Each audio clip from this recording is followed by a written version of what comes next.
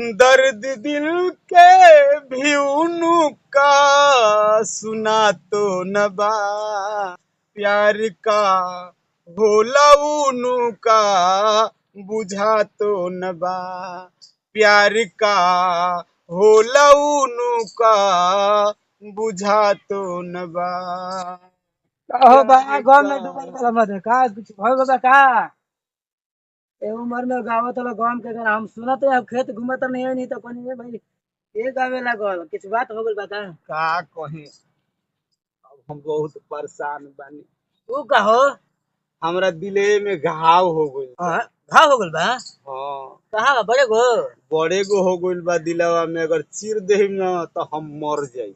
हाँ हाँ यही से गम के गाँव तो लहा घाव भइल बता अब का हम कहीं हमारे विपत कहलो नइखे जात आ केहू के बतावो तनी तो ओकरा सुनातो नइखे। माने का बात बा बताई बा गाना गावत वाला गाँव के वैसा कोई गाने ना गावत है मत तार गाना सुनला पर हमार कलेजा फाटे लगल अब तू न जब पूछत तो बता देतनी हम। हाँ बताओ बताओ का हम कहीं हम अपन परिवार के लेके गोनी ही बाहर कमाए खाए खातिर।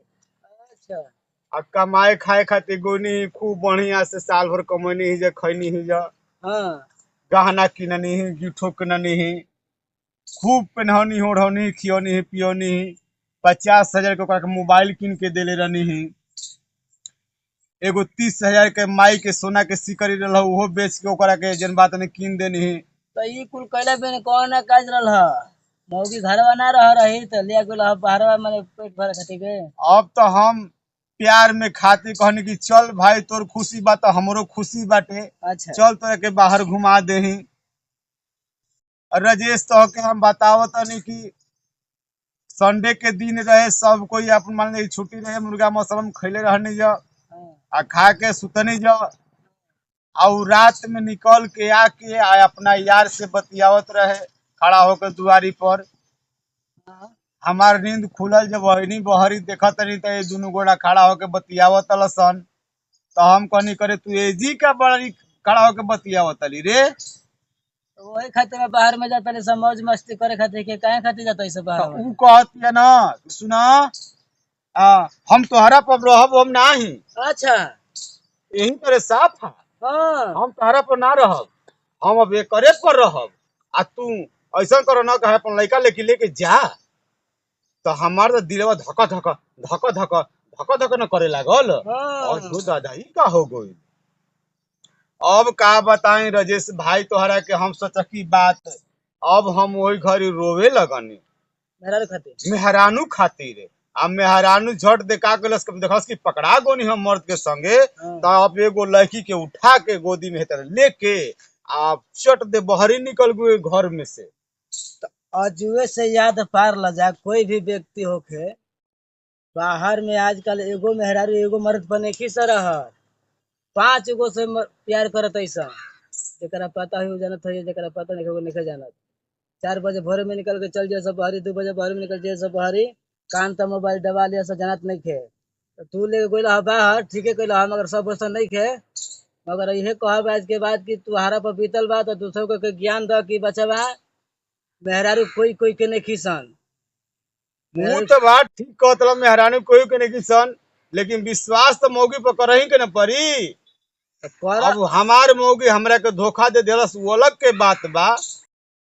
तोहरो परिवार बा तोहरो मेहरानू बिया। अब हमार दिल के दर्द तब हम ही सहतनी। अब छोटी छोटी देखा एगो 2 बरिस के लड़का बा एगो 3 बरिस के लड़की बिया आ ओकरे के लेके अब पोसतनी आ उहे बैठ के सोचतनी। बतावा तू कि मैं पहले चलहा के व्यक्ति वाला के आके हमार समाचार पूछ लेला। हम देखा नहीं तब ना के पूछने समाचार कि भाई का दिक्कत बा गाना तार सुन के नहीं हम हमर है इतना आदमी बन भरल केहू समाचार पूछे वाला नहीं खे। हम तो कोई तू के ही एगो पूछिला समाचार हमार पूछल ह। हम कोई के पूछिला समाचार ना ठीक कैल ह, तो लेकिन अब ठीके बा।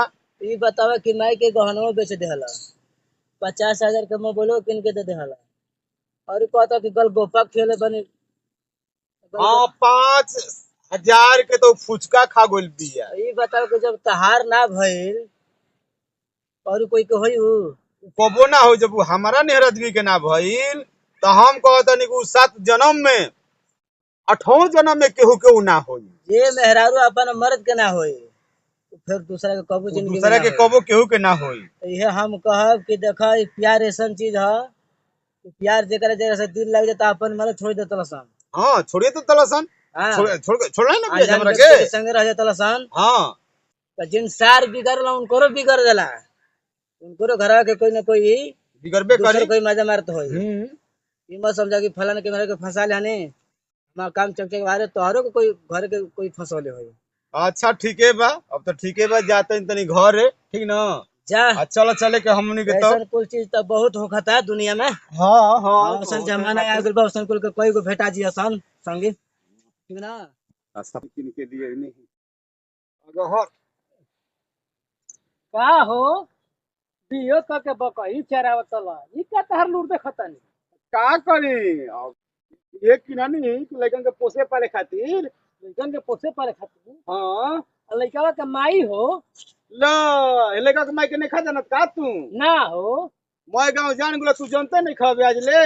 ना हम तो गाँव में बन हम कुछ जानते नहीं थी। लड़का के माई अपना यार के लेके फुर्र हो गई। हाँ अब तू जानते नहीं खा। ना है तो हम ना जानत रहनी। नहीं जानत रहा ना। तो वही लड़कन के पोसे खातिर जान ले कि बकरी किना नहीं कि दूधवा पिया सन तो कैसे अपन लड़का हमर जी जई हसन। बताव कैसन माई कट करे दिया हो के लइकन के छोड़ के भाग गई। लड़कन के छोड़ के लेके भाग गई अपने यार के।